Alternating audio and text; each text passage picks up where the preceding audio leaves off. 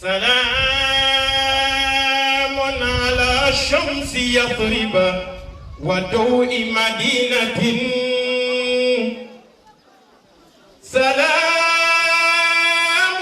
على قلب الكعبة نور الكواكب سلام على سر الله وجمال كونه سلام على المصطفى ومن اصطفاه بلا تعصب سلام على معطي الكل واهب عطية وعلى من أرسل بعينه ولعينه يتقرب. اللهم صل على سيدنا محمد الفاتح لما أغلق والخاتم لما سبق ناصر الحق بالحق والهادي إلى صراطك المستقيم وعلى آله حق قدره ومقداره العظيم. يا سيدي يا حبيبي يا شيخي يا معلمي يا سمي يا رسول الله، قد ترى مكاني وتعرف حالي ولا يخفى عليك شيء من أمري. توسلت بك إلى ربك فاشفع لنا عند المولى العظيم يا نعم الرسول الطاهر. آمين. اللهم شفعه فينا بجاهه عندك. آمين. سبحان ربك رب العزة عما يصفون. آمين. وسلام على المرسلين والحمد لله لله رب العالمين. آمين. السلام عليكم ورحمة الله تعالى وبركاته. وعليكم السلام ورحمة الله تعالى وبركاته. يا ربي ألك أنشي سبتي. آمين. ألك أنهمين قونغ. آمين. أمي سرم فين فين ألك أنكسام. آمين. أنسي لا تشكر من كما. ألك أنا كفوتينا. آمين. ألك أنا كفولا. آمين. ألك هجابو بيبو أناتشي. آمين. ألك أنا كفوسنغولا. آمين. ألك أنا كفوكنيكا. آمين يا رب. ألك أوكي أيرني ألك هورما كوسو. آمين. صلي على رسول. وصلي. أمي سرني شرفو في. جه. شرفو بكنيكا. أمي سرني نبفة. كسبة. أنا بشرف عبد الرحمن. والله. أبي تيجي سردام. جه. أنا شرفو به. كسبة. أمي تلا سرني نامبل ما شفنا كانوا بقى. نعم. شيخ عثمان سيلا. جه. أبي سردام. كسبة. بوكي دوني بقى بتقولا. والله. أنا كرمو بتقولا. جه. أنا تيجاني بتقولا. نعم. أنا تاريخ دوني بتقولا. ni chokogobo نعم. shirfu an ka mo no ti na ga sarati wati mi إن شاء الله. inshallah wati kumu kono نعم. an ga ka min fo na la ko lati ga نعم. o bina fo inshallah ta ma mo kono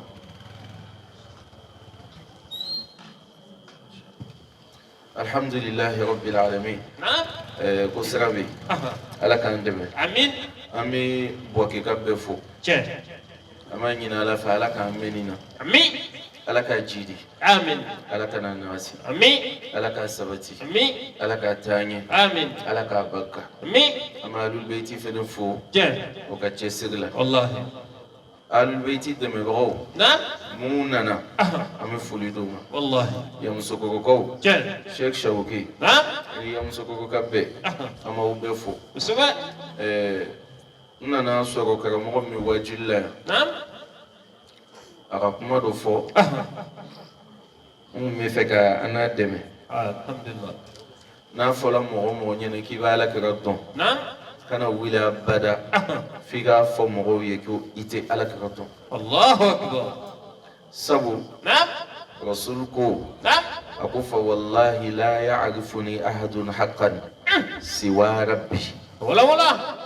modera tefene ko sigila kuma kelinga rasul ko min kali alala نعم. mo sitene don fo ala الله أكبر. ima idalelu tigi ko نعم. وطهر قلوبنا من كل وصف يباعدنا عن مشاهدتك ومحبتك فاني. تنوكاندو بي نعم. ni tolo ka mɛn ni ma rectifier نعم. ala bɛ tunu i la الله أكبر. لقد تسيوما. ala kelen de bɛ ala kira bɔ الله أكبر. an bɛɛ bɛ isara de kɛ ishara yi mi ufanye nuna na fiye ko misiri be mi nam ni ko mɔgɔw ma ko a ko n'i tɛmɛna karifu la i tugati fɛ a ka ca la i bɛ taa bɔ misiri kan o t'a yira k'a fɔ e de ye misiritigi ye o ayi tuma dɔ i t'a kɔnɔna dɔn yɛrɛ silama bɛ misiri yira tuma dɔ i bɛ taa bɛn mɔgɔ dɔ ma o tɛ silama ye i b'a ɲininka ko misiri bɛ min o b'a fɔ tuna gauche à droite il y a une mosquée silama yɛrɛ tɛ mɔgɔ o mɔgɔ bɛ dɔ fɔ muhamadu la kullun yushiru ila muhammadin bɛɛ bɛ isharali kɛ ka taa muhamadu ma maa si t'a dɔn ni ala tɛ ala k'an bɛ sababu ma mɛ ko nin cɛ o ka kanu na ni mɔgɔ b'i fɛ a bɛ ɲuman sumani ye bi thème ye min ye ko cɛkɔrɔba in tɔgɔ tuma dɔ n'i b'a fɔ ele yɛrɛ bɛ siran Cheikh Ahmed Tijani radiyallahu ta'ala anhu belebele Gawusu bɛɛ ɲɛmɔgɔ walima an b'a fɔ n ko Gawusu tɛ yen ale kelen de kɛra Gawusu ye k'a ni tarika Tijaniya mɛ dɔw bɛna fɔ ko an bɛ mawulidi kɛnɛ de kan ko mun nana ni Tijani kuma y'a kɔnɔ an b'a fɔ ko mawulidi yɛrɛ kɛ kun dɔ ye ka ala kɛra Muhamadu barikada ko a sababu la ko an ka Cheikh Tijani sɔrɔ mawulidi kɛ kunba dɔ y'o ye tarika in gundo b'a kɔnɔ mɛ silamɛya maritaba sabanan de ye tarika ye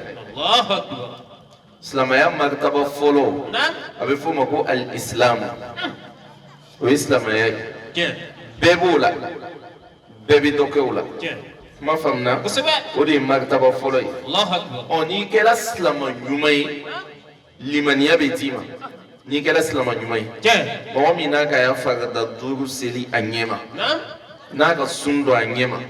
n'a ka jija silamɛya baaraw ma a ɲɛ ma ala bɛ silamɛya baara nin kɛ nɔɔrɔ dɔ ye ka don a dusukun na a bɛ fɔ o de ma k'a ka limaniya sɔrɔ kuma bɛ faamu n'i ka limaniya sɔrɔ limaniya nin kɔnɔna na i bɛ commencer ka kunu i bɛ commencer ka bɔ a kalama ko jaa ne tun bɛ min kɛla fɔlɔ o tɛ laɲini ye fɛn dɔ nege bɛ n na nka n t'a dɔn fɛn kelen min don limaniya ye o de ye c'est-à-dire limaniya c'est une phase transitoire c'est-à-dire ne bɛ yan n bɔla silamɛya kɔni kadiri la mɛ n bɛ fɛn min kɔ n t'a dɔn fɛn min don mɛ fɛn dɔ nege bɛ n na o de ye limaniya ye donc n'o b'i la silamɛya baara t'i sɛgɛn tugun a nege tɛ bɔ i la tugun mɛ i bɛ laɲini min kɔ i m'o sɔrɔ tarika bɛ na mɔgɔ ta limaniya so kɔnɔ de ka taa fɛn d'i ma min nege kun b'i la n'i kun t'a dɔn pour k'i ka bɔ a kalama c'est-à-dire kuma nɛgɛ bɛɛ filɛ nin ye tarika de bɛ n'i ta limaniya so kɔnɔ silama tɛ se ka tarika kɛ ni silama ka tarika ta k'i to silamɛya baara la ka sɔrɔ limaniya t'i la i tɛ se ka kɛ sabu ala bɛna wiridikɛlaw wele kuranɛ kɔnɔ waati min na a ko ya ayyuhalladhina amanu uzkurullaha zikran kaseera wasabbihuhu bukratan wa asila a ko aw mun limaniya la a ma silama fɔ ye a ko a y'a la kofɔ caman na wiridi caman a y'a kɛ a ye subhanallah fɔ sɔgɔma ni wula fɛ a ka limaniya jɔnw de fɔ kuma faamuna a tilala a ko ten ala bi zikrillahi tatma'innul qulub a ko wiridi de o de b'a adamaden dusukun sabati k'a limaniya k'a kɛ mɔgɔ ye mɔgɔ min n'a hakili sigilen don o ka dusukun sabati min fɔ a bɛna tila k'a fɔ ko ya ayyatuha nafsul mutma'inna irji'i ila rabbiki radiyatan mardiyya fadkhuli fi ibadi aw mun dusukun sabati la ni wiridi ye a ye taa fara ne ala ka jɔnw kan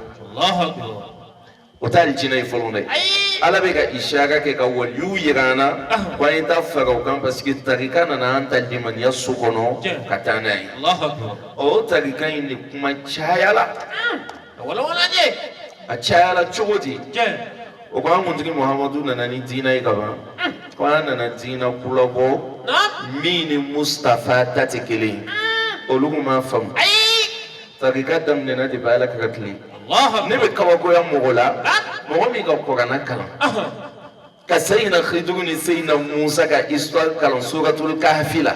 ka tila ka siga sufiya kola korana kono umanye do ni kon ko kalan iganga bo kalan ma ko takika ko iche Allahu akbar ni bolay an gutigi Muhammad Ali ka bari ka sallallahu alaihi wasallam jama do ku be wirdi ka ya misirla o ku be sigi sogoma o be sigi wulafe do ko masela ka fala ka ganya ko aka na to ka nyanga min nuna kwa yo benga bo misirla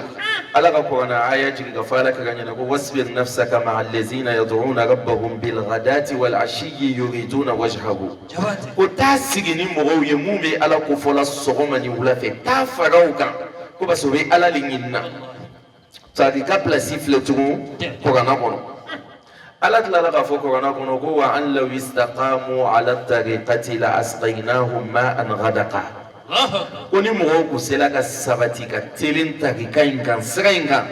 akala ko wono lamide langini yemune tarika ife femina bi ala ka tlela alika wa alika salatu wassalam me baga chaya la ama foti baga ni chaya la ama mellangini tiguko wala ka ko korana kono ko fa in tawallaw fa qul adhantukum ala sawa'in koni mo ko ko don ka funyana ko nga kalantina na nga fenkele ni fa be sawa'in ko toyi nga fenkele fa be akoro toyi wala na ko ku yoye sayna baka kutina wuli kan nafla seli gundola sayna Umar ye wuli kan nafla seli ka kambo afla kuma ina sigi alaka fa alaka kan kititi ga woni nyonche aguna fo men ne kan nafla seli chogo mi faye odi niye mama ketine akwa baka ga maki kama jigi ikan ko ta doni akwa Umar maki kama jigi doni ni sawa'in ko ko yoye chemi willa na le kul wallahu kala ya seli bela fa kuma na sai alaka gama rasul ku tana falin yana ko ni manifiye ne ka kalan seli chugo mina kul wallahu te kalan seli bela ma ko chema ki ya kul wallahu kalan ki do aljana ko Allahu akbar kuma we famwa o ko ga yimiyo jala ka be kalan fena ika kanimiye wallahi ima Ali Zain al-Abidin nale ku be mo seli mo ku be bene na ku be mo seli tellement be se ko kana kalana mo be benga kiri mo be jazmo akofe lundo to kwa mako Ali ko ni nyebe mina ko ni ala ka ku be mo seli ko mo te ben me muna ni le be mo seli mo be ben ako chano ko jama hakemi ku bala ka ko fe ni rasul ku be ko kana kala be jama kilingilin be ya limaniya digri fleki ya ko kana aya dima abi kuila Allahu akbar ko me ko ali maso martaba ma ali ba ta global la ka filaka na benami mo ba ku na ma be mi mo be binga ke wallahi Allahu akbar kuma ni famna donc ala sawa'in akoga mi min kakani miye ko na bo fanyero bala sanji kelen ne be jigi wallahi lemugo kumuninka o sanji kelen ne be jigi lemugo baka wallahi yusqa bima'in wahidin be lemugo kumu be kumu lemugo babe timiya ko ne suka go bala wallahi kasoko jikele ne jigilaka ole ala sawa'in Allahu akbar wala walaje chekele dinta me boala wallahi dinta num be jela fakelena me dinta na do jeleno do fileno do idon bagay wallahi do kunfi do ina folotigi do fantai do hakilitigi wallahi do ina lumay mo be bola fakelena abe fole mako ala sawa'in Allahu akbar nufaddilu ba'daha ala ba'din fil ukuli ainta nyefe donc tarika ale le sira min nabi taslamaya kono itemeni islamaya kan abini talimaniya kono ka sira boni ka se ma ɲumanya kono الله babul ihsani waliyu le ka o tarika bɔ dogo la k'a la kɛnɛ kan an bɛna waliyu dama dama tɔgɔ t'a la ولا نيو a جاني waliyu dɔ o kun bɛ ala kɛra tile la صلى a الله kun bɛ fɔ a ma ko sheikh waisul qarni بلي بلي ani rasul tile bɛnna والله ani rasul ma ɲɔgɔn ye n y'a kuma fɔ ye muso kɔrɔ kɔnɔ جن o ma ɲɔgɔn ye ma o tile bɛnna جن maa ma tan sɔrɔ ka na ala kɛra filɛ maka a ma tan sɔrɔ ka na filɛ madina ها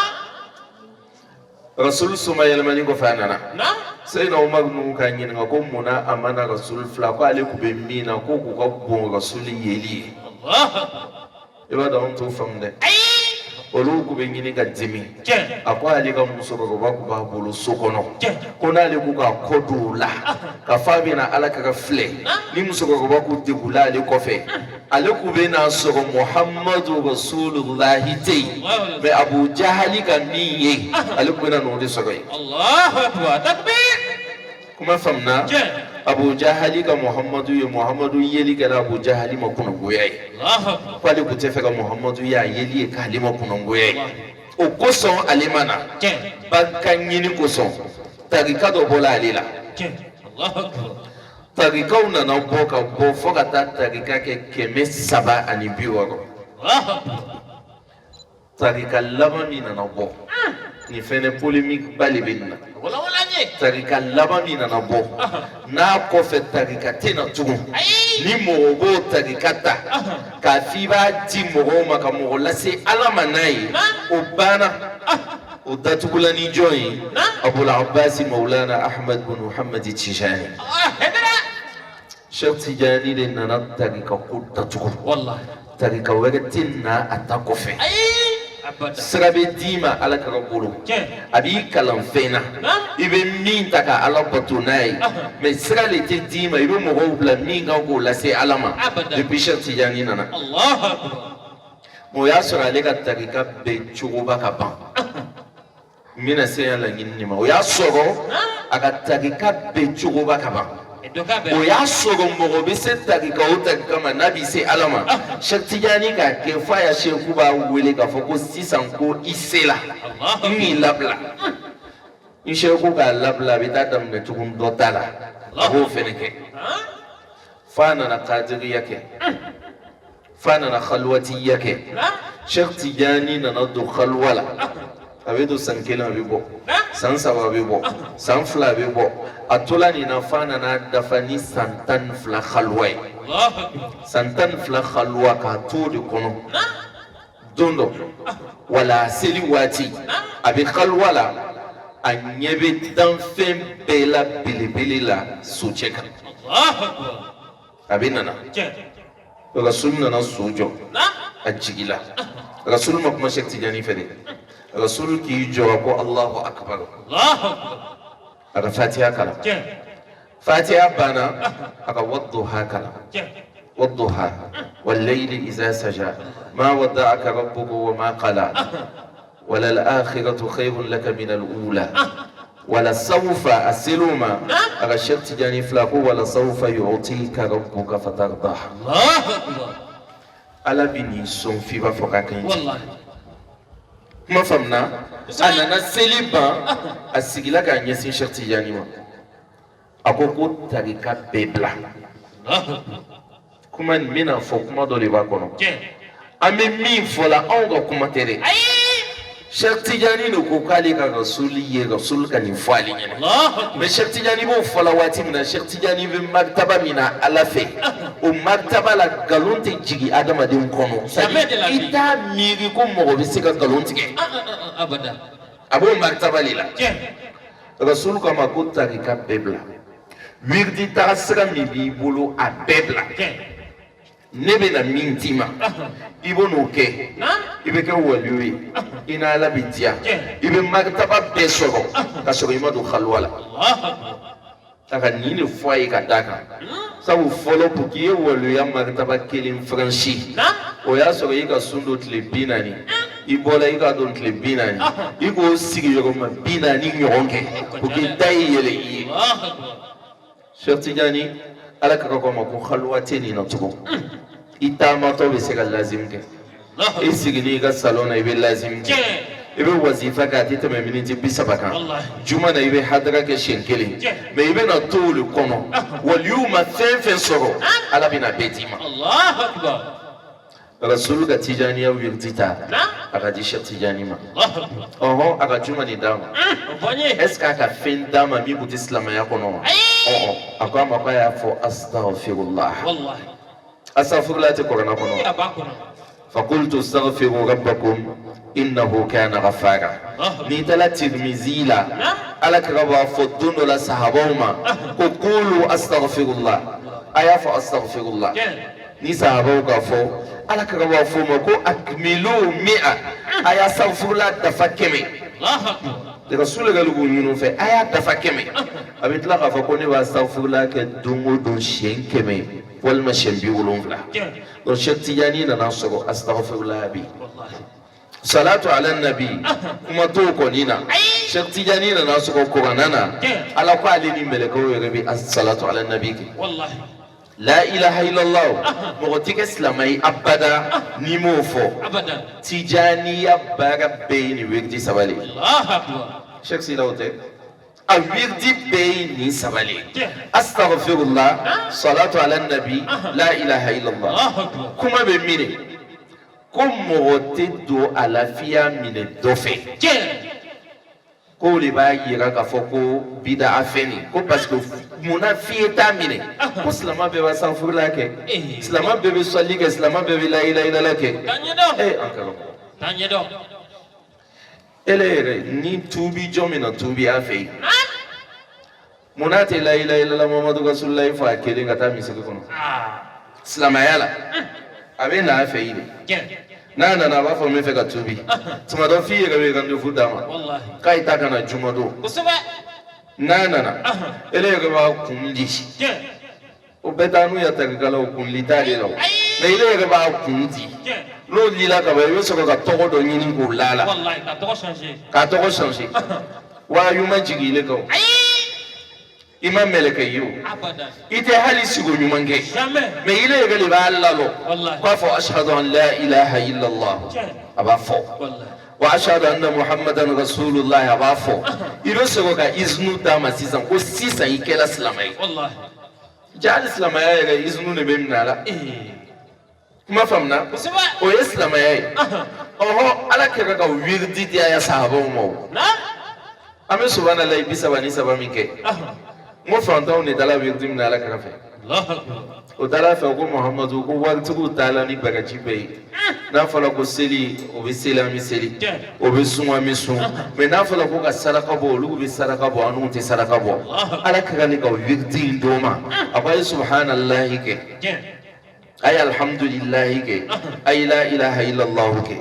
o ko jate man kan ka kɛ wirdi la ala kɛra ka jate kɛ nin na dɛ a b'a ye subhanalahi fɔ 37 a bɛ fɔ ma de ko jalla a ye alhamdulilahi fɔ 37 a ye alahu akbar fɔ 37 a kɛra joli bala i bɛ miiri la dɛ a kɛra 99 ani 9 ɔ 99 ni 9 dafa ye juma ye kalimatu shahada o de b'a dafa 100 o de bɛ bila ismul azam place la ala ka ko k'o y'a kɛ farida bɛɛ kɔfɛ a ka wagati k'a la a ka wirdi di a ka jate k'a la a tilala ka wagati k'a la ko nin bɛ kɛ farida bɛɛ kɔfɛ n'i nana lɔ ka sɔrɔ seli fana ma seli n'i k'a kɛ i ka wirdi de kɛ mais rasul ka min di o t'o ye o bɛ kɛ seli fana de kɔfɛ donc Cheikh Tidiane nan'o sɔrɔ o kɔfɛ tugun o ko Cheikh Tidiane ko k'a ka rasul ye visa kɛnɛ kan an ɲɛ bɛ na cogo min k'a k'a ka rasul ye ten ko ka sɔrɔ ko rasul soma yɛlɛmana a mɛnna n'i ka miiri ko ala kɛra fatu la a b'i kɛ kafiri ما فهمنا ونقول لا تحسبن الذين قتلوا في سبيل الله أمواتا بل أحياء عند ربهم يرزقون من تاني يرد لا يبني فهمون جونا نيلو كوكو سنينيانا ما تسيكا نيوغوني seli farda duuru ele kan k'i ta kɛ 50. Allahu Akbar. Tiɲɛ na ele kan ka 50 kɛ i man kan ka 5 kɛ mun kosɔn jɔn de ka an ya seli tɛrɛmɛ ka dɔ bɔ a la depuis 50 le ka bɔ a la dɔɔni dɔɔni fo ka na tɔ to 5. Wallahi. Tiɲɛ. Jɔn de ka kɛ a t'a tɔgɔ dɔn wa? Musa. Musa n'Ala kɛra bɛnna tile kelen na. Ciden dɔ yɛrɛ ma na o ni ɲɔgɔn cɛ wa? N ko Isa nana o ni ɲɔgɔn cɛ. Musa fatuni kɔfɛ Musa ye se k'a yɛrɛ bange Muhamadu ye fo ka dɔ bɔ seli la k'a tɔ to 5 ye. O ye Musa ka bonya de ye wa o ye Muhamadu ka bonya de ye? Wala ɲɛ. A ye jateminɛ kɛ. C'est que Musa de martaba ka bon fo Musa fatuni bɛ se ka kɔsegin ka na ka na yɛrɛ bange Muhamadu ye ka dɔ bɔ seli farida 50 la ka to 5 ma. Anw b'o kɛ don o don an dalen b'a la ko Musa ka Muhamadu ye Muhamadu ka Musa ye. Ɔhɔn silamɛw n'o sera ka kɛ Muhamadu le suma yɛlɛmani tɛ se k'a yɛrɛ bange ka sɔrɔ ale dun ka fisa ni Musa ye. Parce que min fisana o de martaba ka bon mais ni Musa sera k'o kɛ Mustafa bɛ dɛsɛ k'o kɛ donc mɔgɔ bɛ ye n'an tɛmɛn'o kan a bɛ fɔ fɛnɛ k'a fɔra ko tijaniya la ko n'an b'a la ko an bɛ fara ɲɔgɔn kan ka min kɛ ko wazifa k'o mana silamɛya fan si la wiridi foyi tɛ kuranɛ kɔnɔ Ala ko an ye min k'an kelen a tɛ yen. Kuranɛ daminɛ fo ka taa ban a tɛ yen. N'a bɛna wiridi fɔ tuma o tuma a bɛ jama de wele n'a ye. اذكروا الله ذكرا كثيرا وذاكرين الله كثيرا وذاكرات من أبنا موكلين فو أتكمنا نوي إسادرس بانو ما بكمنا على كرالي واذكر ربك في نفسك واذكر اسم ربك وتبتل إليه تبتيلا أبافو على كرالي يعني ما تيك جماع ولا دون جماع ولا مينا أبيلا Ala tɛ mɔgɔ kelen wele a b'a fɔ ko jamali jɛ ka kɛ donc wazifa fɛnɛ dalu filɛ nin ye kuranɛ kɔnɔ o b'a fɔ tugun k'an bɛ fanigɛn bila ko an bɛ tɔgɔ fanigɛn bila an cɛ ma ko an bɛ fanigɛn batoli Ala k'an sɔn hakili ɲuman normalement ka tapi bila ka seli a kan misiri kɔnɔ o ma kɛ Ala ka tile la olu kun bɛ seli cɛɲɛ de kan ani bindɛbɛ jalan a tɛ ten wa o kun bɛ seli cɛɲɛ min kan n'ele ka cɛɲɛ bɔ yen ele yɛrɛ nana siman bila i ma dan o ma i ka karo bila i tilala ka tapi bila a kan i bɛ tapi batola le ya i t'a batola o ɲininkali kɛ fanigɛn nana kun jumɛn kosɔn Sheikh Tijani n'a ka kalandenw kun bɛ baro le kɛ a ka da la o y'a sɔrɔ wazifa ma di fɔlɔ denmisɛnw kun bɛ to ka na tulonkɛw ni ɲɔgɔn cɛ waati min na wazifa dira Sheikh Tijani radiyallahu ta'ala anhu n'o bɛna wiridi kɛ a yɛrɛ bɛ to ka finigɛ bila denmisɛnw k'a dɔn k'a fɔ k'o bɛ baara min na k'o man kan ka don o ni ɲɔgɔn cɛ ni denmisɛn ka finigɛ a tɛ sɔn ka taama kan a bilala n'o laɲini de laɲini filanan ko heure dɔ bɛ yen n'a sera Mustafa bɛ na kɛnɛ kan mais i tɛ n'o faamu laɲini sabanan ye min ye ko ni kalanden bɛ wiridi la ko tuma o tuma n'a hakili bɛ fɛ ka bɔ Ala kan a ye finigɛ in filɛ ko ne ka kasange de ye nin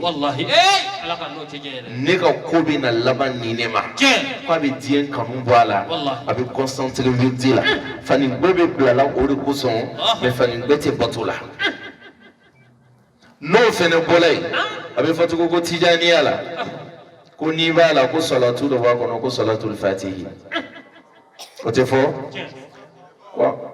Ala k'an bɛ sababa ko an ko k'a siɲɛ kelen o Sheikh Tijani k'a siɲɛ kelen bɛ bɛn kuranɛ jigi ko 600 ma a fɔla mais ile ma min faamu n'o fɔla dɔrɔn ile bɛna miiri ko Sheikh Tijani ka salatul fatihi ta ko a ka fisa ni kuranɛ ye siɲɛ 600 a ko de ko ta'adil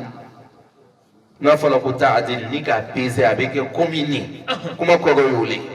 mais n bɛna min f'i ɲɛna salatul fatihi ko la Sheikh Tijani ko k'a bɛ kuranɛ jigi ko 600 bɔ ta'adduban parce que Sheikh Tijani ninnu de ye ladabu ye n'o tɛ a bɛ kuranɛ jigi ko 1,60,000,000 de bɔ a siɲɛ kelen ni tala korana kono korana be majigi Mustafa kama Jibril ali majigi na be wa me muna korana suran do kafsan do fanye Yasin mam sani suran to yo ayatul kursi li kabuni korana ayabe inna atainaka harfu kilimi ben korana ayawa kilinima قل والله شيء سبب بين قرآن أكتب لما مقصر بين قرآن كلين قرآن والله لا ينمي كوشة تجانينا رضي الله تعالى عنه صلاة garantie بصلاة لا mais garantie 100% قرآن ما نيفينه نيتلا قرآن كلا نوفي السبب مولو قد لا كوب بقارئ للقرآن والقرآن يلعنه ko Qur'ana kalamba chama be Qur'ana ba danga akalonto otiwa o hadisana na ni tala sundu no fe ala karatala ni rubba yitum ako rubba sa'imin laysa lahu min siyamihi illa al-ju' wal 'atash ako sundu na chama be kwati foi sora ka suna fo kongoni mino ako fo sundu na ofenema jaw feneti garantie ni tagala hejila aba fa ko mo chama bitamma ka kono ko labbaika kala ba fo mala labbaika laka wala sa'adaika qalu ya hejima mine ja garanti 100% to fenena oni bolo la ni tala sella am be sinsini be minga ni tala seli ba ko fenefe ala ko fa wailul lil musallin ako jahannama wailu bi silba ya alladhina hum an salatihim sahun ma adilla ko me salatu la jamais ni ga solli ga soro silji tila be mine ni ga ke ga silji tuila abe mine ni ga salatu ke yin ne ni abe mine ni ga ke ki hakilito ala la be mine ni ga ke ka soro yiwe ala fa be mine halli te ala fe ni ga ka be mine Allahu akbar don Cheikh Tidiane na ya radiyallahu ta'ala anhu ka fanya dien laban wati sani mo yi ta Qur'ana kalan Qur'ana yo danga mo yu solli ke solli yu kisi aflala juma kafsa auma solli li kafsa auma kateme Qur'ana kalanga parce que amman sanu ka se Qur'ana kalama an dafani te ka se Qur'ana kalama Allah ngini yeni ne Allahu akbar donc itena fenkelen fota rikatu tijaniya la dalute mina Qur'ana kono te itena fenkelen fala dalute mina hadisa kono oti don tijaniya ini manana kana adama din tegeti alalima on sisa mina na nai amma bi kutubu benye chana tijanu mefe ka kuma sabale fa sunna wala a following me nte tarika to do maunga ni tarika yi sheku kele ne bala wallahi ato Cheikh Tidiane radiyallahu ta'ala anhu ato be kalande kuma famna be kalande fo Cheikh Tidiane ni kuma dialana Cheikh Tidiane yere ngini ngala kwali join tarika yi kono Cheikh Tidiane kwali muqaddam ni Allahu akbar فرض الجامع وقال مقدمي نافولي يلي مكو مقدم يلي بيتمي إما كو يغي فلو أما كبا كما ما بيجان كما بيبا وني في وقا دوولي مقدم ميغا ولي مقدم ما كاتيكي تولوشي أما كو منا قوالي مكو مقدم قوالي شيخولي ni tarika kelo ya maketulu ya wallahi ala kan be sababu amin don ni tarika yi musoda kubakbe fama ko lala Fatima de la kawuli o ya sɔrɔ ni mɔgɔw kun bɛna Cheikh Tidiane fo o bɛ don Cheikh Tidiane ya khalifaw de fɛ a y'a kalan ni kɔrɔbaw o bɛ to olu de fo ka sɔrɔ ka se Cheikh Tidiane ma mais lala Fatima nana ale dilina Cheikh Tidiane de ma a ma don mɔgɔ si fɛ Cheikh Tidiane ko a ma ko mais mun na ile ma don tɔw fɛ ka sɔrɔ ka se n fɛ a ko ne tɛ mɔgɔ si dɔn ne bɛ de dɔn kuma intiala Cheikh Tidiane ya don Cheikh Tidiane ko man ya'rifni falya'rifni ana wahdi ni bene don ki bene kele ni don Cheikh Tidiane yo fo don ni bene don i bene kele ni don kuma la ngine muni ibina tubiga sheku la ni sheku intugu nyoya ma Cheikh Tidiane bonye yega ila atugu nyoya ma kima kuna ndiye Allahu akbar ibena tugu sheikhu ko na tugu nyoya ma Sheikh Tidiane ni kanu bunye yoro ka teme sheikhu to ka atugu nyoya ma kibolo kuna diai ni ne kuma folo parce que anga yetu modo takabolo do mo ko ya sheikhu bunye ka kanu fo ka taga la Sheikh Tidiane sanfɛ tarika ingono o b'a adamaden madadu tigɛ a b'i salbu a b'i kunangoya mais o tuguni no sheikhu min kɔ o sheikhu ninnu yɛrɛ ko k'olu ma Sheikh Tidiane ka kalandenya daminɛ fɔlɔ kuma faamuna i m'a ye don min na o ka El Hadji Malick Sy ɲininka o ko ale bɛ place jumɛn ni tarika in kɔnɔ a ko tarika nin kɔnɔ ko mɔgɔ tɛ tila kalandenya la jango ka kɛ karamɔgɔ ye El Hadji Umarul Fouti o ka ale fɛnɛ ɲininka o ko El Hadji Umar ko jama min b'i kɔ bi bonya min b'i kan bi ko El Hadji Umar i bɛ se k'i ka tarika bɔ Futa bɛɛ b'i kɔ o bɛ tugu a la o bɛ tugu i ka tarika la El Hadji Umarul Fouti ko a ko ale bɛ bonya o bonya na k'ale bɛ Cheikh Tidiane ka bonyali la ko n'ale bɔra Cheikh Tidiane kɔ miniti kelen ko ale bɛ sɔgɔ ka fɔɲɔ bɔ i n'a fɔ ballon bɛ sɔgɔ ka fɔɲɔ bɔ cogo min El Hadji Umar ko ten o ka ɲɔyɔrɔ belebeleba ɲininka ɲɔyɔrɔ champion du monde e b'a wele ten sahibul waqti Shaykhna Ahmad rahimahullah ya rabbi ala k'an don a hɔrɔma ya rabbi ala k'an don a hɔrɔma na ya rabbi ala k'an don a hɔrɔma na o ko Shaykhna Ahmad rahimahullah ma o ko Shaykhna ko munna sɛbɛnni ma ye ele la sheikhu mun nana o ka sɛbɛnni kɛ o caman ka kitabu bɔ o ko mɛ munna sɛbɛnni ma ye ale la ko ale ka kitabu min sɛbɛn ka tɛmɛ ko b'ale bɔ o ko juma ko Jawahirul Ma'ani kabako bɛ nin kɔnɔ dɛ Jawahirul Ma'ani tun Rasul ko Sheikh Tidiane ma ko kitabi haza li wa ana allaftuhu a ko ne de ka Jawahirul Ma'ani wɔlɔfi ala ka k'o fɔ Sheikh Tidiane ma radiyallahu ta'ala anhu Shaykhna ko ale nana tarika in sɔrɔ cogo min ko ale b'a to ten ale tɛ kelen fara kan a tɛ kelen bɔ a la o kɔrɔ ye ten n nana n karamɔgɔ sɔrɔ k'a bila yɔrɔ min ne yɛrɛ b'a to yen donc tarika in ɲɛmɔgɔ ye kelen de ye a sigilantigi ye kelen de ye tɔ bɛɛ bɛ duguma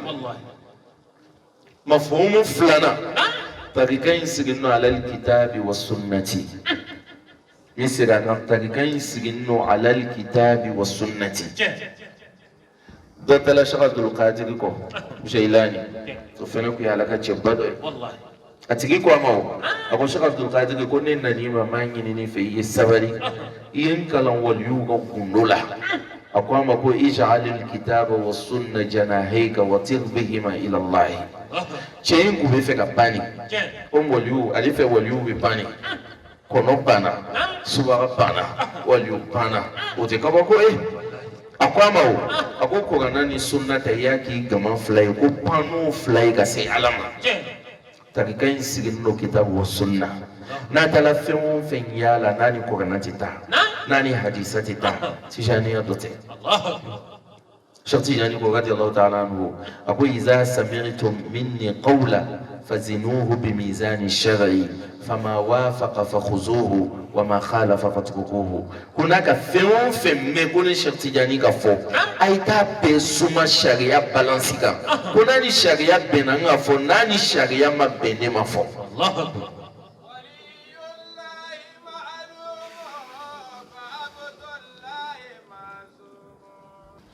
a sabanan o ye ladilikan an bɛ min di silisila ko an ye sabali an ye bɔ a kɔnɔ i bɛna silisila o silisila ta tijaniya kɔnɔ a bɛɛ bɛ taa laban Sheikh Tidiane de ma c'est que silisila bɛɛ ye kelen mɔgɔ bɛ se ka silisila minɛ tellement i ya silisila ka surun tellement a ka surun Sheikh Tidiane na so ye surun ye dan ye mais ile yɛrɛ ka jan Sheikh Tidiane na o ye janya dan ye i ŋaniya kosɔn dɔ b'a ta i bɛ taa sɔrɔ mɔgɔ 70 m'a fɔ k'a dama tɛmɛ n'o tɛ a t'o bɔ mais mɔgɔ 70 bɛ se ka sɔrɔ i ni Sheikh Tidiane cɛ mais i bɛ wiridi minɛ don min o dugukɛ bɛɛ Sheikh Tidiane b'i tɛgɛ ta i ŋaniya kosɔn donc silisila tɛ dɛ silisila tabaga ko bɛ yɛlɛ Cheikh Tidiane yɛrɛ nana kuma a yɛrɛ jɔyɔrɔ kan komi o ye kuma laban yɔrɔ ye a nana kuma yɛrɛ ka makamu kan Cheikh Tidiane ko ten don dɔ a sigilen to la kalandenw bɛ baro la Ala ka bonya min kɛ Cheikh Abdul Qadir ye dɔ k'o fɔ Ala ka bonya min kɛ Cheikh Ali Bastami ye dɔ k'o fɔ bɛɛ b'a fɔ la Cheikh Tidiane sigilen to la Cheikh Tidiane ko ayina Muhammad al-Ghali a ko Muhammad al-Ghali bɛ min o kun y'a ka kalanden kɔrɔba dɔ ye nka ni Cheikh Tidiane ko kumana ni kuma ma faamu ale de ja ka gɛlɛn k'a ɲininka Cheikh Tidiane ko izinu d'ale ma a nana a ko qadama ya hatani ala raqabati kulli waliyyin wilayatuhu lillahi min nash'ati al-alami ila nafkhi fi as-suri a ko n sen fila ko a bɛ dugukolo waliyo bɛɛ gaman kan k'a ta an fa Adama na fo ka taa dugukolo meleke Sidi Muhammadu Ghali ka fila ko laqad hajjarta wasi'a a ko Cheikh Tidiane ko i ka fɛnba degun a ko cogo di a ko tuma na Ala tɛ se ka na ni waliyo wɛrɛ ye dugukolo kan min pilasi ka bon ni ile ta ye wa Cheikh Tidiane ka jaabi min na ko tuma Ala tɛ se ka na ni danfɛn wɛrɛ ye dugukolo kan min maqama ka bon ni Ala kɛra ye wa a ko Ala bɛ se a ko mais est-ce que a b'a kɛ wa a ko a t'a kɛ ko a bɛ ten ne fɛnɛ Ala tɛna na ni waliyo ye min bɛ ni Cheikh Tidiane sanfɛ k'o tɛ kɛ a ko mais ko dɔ delila ka nin kuma ɲɔgɔn fɔ ka kɔn i ɲɛ dɛ a ko o ye jɔn ye ko Cheikh Abdul Qadir ka nin ɲɔgɔn fɔ a ko Cheikh Abdul Qadir ko kadami n sen kelen ko a bɛ waliyu bɛɛ kan kan wa kana ya'ni bi awliya'i asrihi a sen kelen kun b'a ya waati waliyu bɛɛ kan kan a ko mais ne ko le n sen fila bɛ waliyu bɛɛ kan kan ka ta an fa Adama na fɔ lahara kelen a filanan a ko kullu shuyukhi akhazu anni fil ghaibi Jabate ka kuma tɛ dɛ Cheikh Tidiane ye min fɔ n bɛ segin o de kan a ko kullu shuyukhi akhazu anni fil ghaibi min nash'ati al-alami ila nafkhi fi as-suri a ko dugukolo waliyu bɛɛ ka wirdi minɛ ni Cheikh Tidiane de bolo n'a sela yen de ma an b'a faamu k'a fɔ n'i ka waliyu o waliyu tɔgɔ mɛn n'i le ye Tidiane ye a fɔ ko n kalanden ɲɔgɔn don n t'a dɔn ni n faamuna n'i ka waliyu o waliyu tɔgɔ mɛn n'i ye Tidiane ye Cheikh Tidiane ka kalanden dɔ don a ko waliyu bɛɛ ka wirdi minɛ ale de bolo gundo la ka taa an fa Adama na fɔ ka taa se lahara ma fila a sabanan a ko كل ما فاض وبرز من ذات الرسول تتلقاها ذوات الأنبياء وكل ما فاضت وبرزت من ذوات الأنبياء تتلقاها ذاتي ومني يتفرق إلى جميع العالمين أقول لك محمد كفين في فونو كابي بون نبي يوم كمني ومغان سبك منين كونو ako mɛ ni nabi ɲuman waa kɛmɛ ni waa mugan ni saba ka fɛn fɛn fɔɔnɔ k'a bɛɛ bɛ bɔn ale Cheikh Tidiane kelen ka minɛ de kɔnɔ kabako ba bɛ nin kɔnɔ kabako jumɛn b'a kɔnɔ minɛn faɲɛ kelen n'a nana bɔn minɛn dɔ kɔnɔ n'a fala k'o minɛn tɔgɔ bɔn k'a tɔ to a kɔnɔ se k'a ma ko a kɔnɔ kuma nin faamuna a ko nabi ɲuman waa kɛmɛ ni waa mugan ani saba olu bɛɛ ka minɛn bɛ yɛlɛma ale Cheikh Tidiane ka minɛn de kɔnɔ k'ale de b'a tilan Cheikh Tidiane ko ten radiyallahu ta'ala anhu kuma kɔrɔ ye mun ye mɔgɔ si tɛ se ka Ala sɔrɔ maa ɲumanya sira kan illa bi babi Tijani f'i ye tɛmɛ Cheikh Tidiane ka dangali kan a kɛra tarika o tarika ye n'i donna a kɔnɔ n'i kan ka to waliyu fɛ yen Cheikh Tidiane de b'i tɛgɛ ta a naaninan a ko ruhi wa ruhuhu sharifa ka hatani a ko ale ni a n'an kuntigi Muhammadu ni ko a ni fila ka surun ɲɔgɔn na i n'a fɔ bolokomanden fila nin ka surun ɲɔgɔn na cogo min na ale yɛrɛ ka nin fila yira a ko ruhi ruhuhu تمد جميع الرسل والأنبياء وروحي تمد جميع الأولياء والأقطاب إلى النفخ في الصور أقول لك محمد ني كود بن تشيدوني نبي من بني لني ako ali Cheikh Tidiane ni ko de be waliyu ni kutubu benni lami Allahu akbar akela nani wallahi aduruna ako annasu fi wadin wa ana fi wadin ako la harado ni jama be ka fula kene kelinga ako ali Cheikh Tidiane keleme jo aka keneka akela duru sisa tasarrufatu alaka mingai misaba fola afolo yimuye fiye ku be yelema ni kami ala ku ko doni di Cheikh Tidiane magati Allah ta'ala anhu Allahu akbar dondo ani loni kala do tlebena doni kala aku ti Cheikh Tidiane fe manana ye ka fo Cheikh Tidiane ni masachekati Maroc masache aku Cheikh Tidiane kanu gusabe anana somiola aka letri do sebe ata di masachema mais ka ke comme ni Cheikh Tidiane ne ka sebe radiyallahu ta'ala anhu même masachen ne ni kaune be letri na akala dama masache ka amine ka Cheikh Tidiane wele ako Cheikh Tidiane ma ko ne be bunye mi daika isona ka ni kuma sugu sebe ka cinema wa Cheikh Tidiane te don baray donc ko sebe jama ya sebeli mais Cheikh Tidiane ka sebeli ta ka fila ko ka sali ka ni sebe akunite wallahi masaje ku ga don chugo da ko ni ka sanna na nga don chugo mina fo ona na don magal la siga ko ki ga ni sebe ni watina iga sebe sujula ni erina iga sebe ni la halaina Cheikh Abi Cheikh Tidiane so Cheikh Tidiane ko no kwa sebe to ko fonyo min ka dabaja iya papier ka ko fonyo li ka fonye ne ko alili ka dabanja Allahu akbar ni maktaba do yi wallahi o ku be Cheikh Tidiane na aflana ala ku ka bunye ni miye ka ala ka yere ila keneka Cheikh Tidiane ko fa ma ye ala ku no go ya mo ye ina fo Cheikh na mana maullah edra ya ka Allah romana amin ya rabbi masache kele ako Cheikh Tidiane ma ko nga me ku ya wazifa la ki go ni lego do sela ko jawaratul kamali la ko ala ka bina keneka ako chiana ko nga fo ako nda fiye ni kuma nyon fo nga tugula ako me ko abino ako ni madala ni na zawiya kono nana na mayigaila masache ki wese ka Muhammadu yiranela wa ko ni na zawiya la mayigaila masache nana ana nasigi obe wazifa kela jawhara be sila wolon flama wati mina mogo nana yi masache ka ya masafurula boka fidile ka lati sika masaka ala ka keneka Cheikh Tidiane ga yirala ale de bola ka masaya golo kan ka da dogo cema basa yele mana Cheikh Tidiane ko zawiya la kala ka kalande asabana agoni mogo mi gale tene ni mogo mi gale alamsa wala be ya fatigi makabidu aljina ko ni kuma nugu boye na mogo ma de wallahi ali ile mi ba Allah kali to abe ke mogo kono ki ka Cheikh Tidiane ko damateme kaso kan te se ka sa damama jango ka teme aka ni fo domina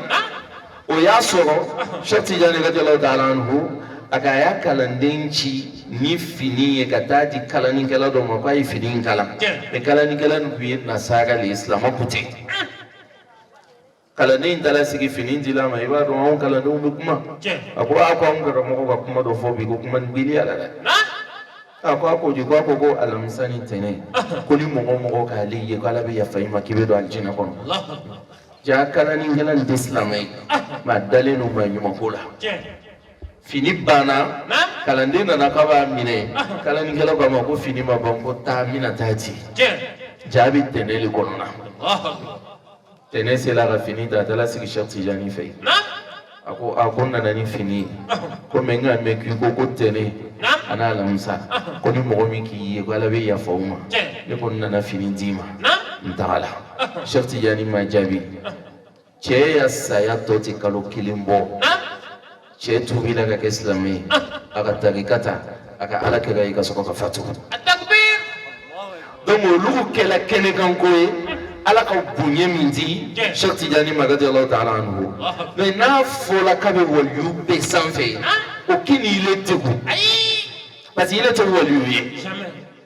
ma be wol yu mu sanfe Cheikh Tidiane ko ka dolu ye ni martaba parce que lu soleno am Madoni kuma be fam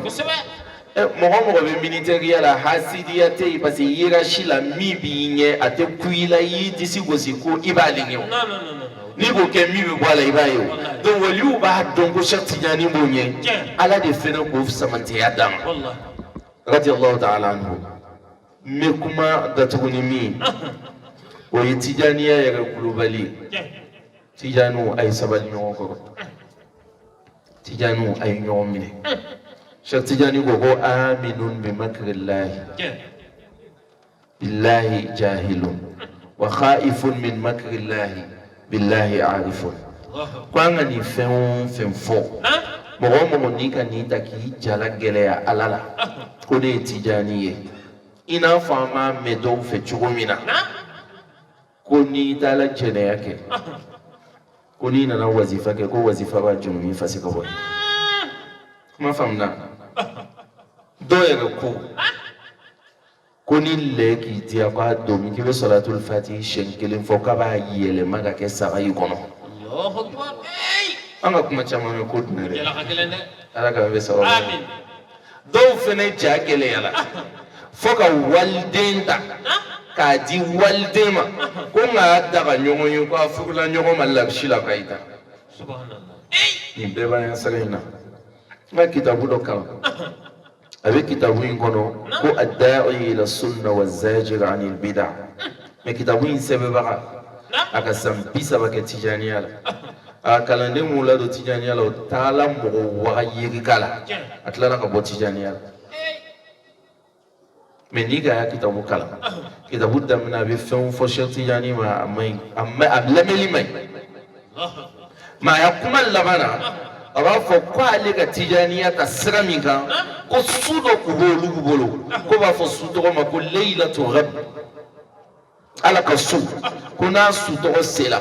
ko cɛw ni musow bɛ kafo zawiya kɔnɔ ɲɔgɔn fɛ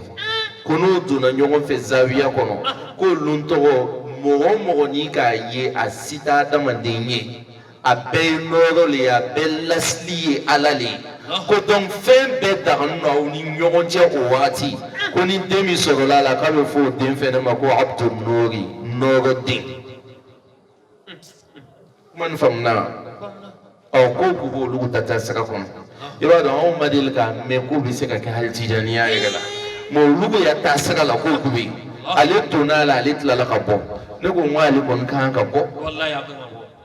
bon an bɛ tagala nin taa sira de fɛ mɔgɔw kɔnɔ yɛrɛ k'a tɛ f'i ma mɔgɔ ɲuman f'ile ye sariya kɛ kɔfɛ fɛn ye a tɛ f'i ma ko ala jɔn f'ile ye i sen da sariya kan k'a fili ni dɔw yɛrɛ nini ye i bɛ lazimu 300 ɲina sɔgɔma olu b'a fɔ hali bi ile bɛ nin la wa olu fɔ o tɛmɛn'o kan Tijaniw a ye sabali a y'aw majigin a ye sabali a ye ɲɔgɔn minɛ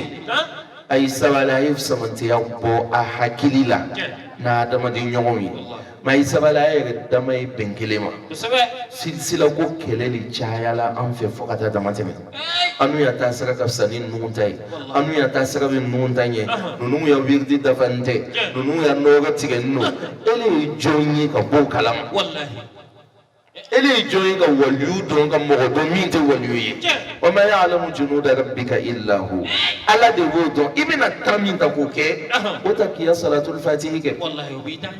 a ka mɔgɔ caman kɛ seitana ye yan lahara bɛna mɛlɛkɛw ye k'o sɔgɔti mɛ a ka caman kɛ waliyu ye yan lahara b'o n'u fofotɔ ye mɛlɛkɛw bolo ka taa jahanama kɔnɔ a ye sabali a ye ɲɔgɔn minɛ ala ɲɛsiranya de bɛ an bɔ ɲɔgɔn na ala dɔn de bɛ an bɔ ɲɔgɔn na ale ni ala kanu de b'an bɔ ɲɔgɔn na silisila ko tɛ silisila ko tɛ ni tarika in fɛnɛ mɔgɔ ta tɛ kuma faamuna tarika in tɛ mɔgɔ ta ye tarika in tɛ so dɔ ta ye so nugu n'olu bɛ o yɛrɛ saya n'a ye ka so tɔw kɛ kɔfɛfɛnya la an kuntigi Muhamadu y'a di Cheikh Tijani ma Cheikh Tijani y'a tilan adamadenw ni jinɛw bɛɛ ni ɲɔgɔn cɛ wa zalika fadlullahi yu'tihi man yasha'u ala k'an bɛ sababa ma ala ka san caman yira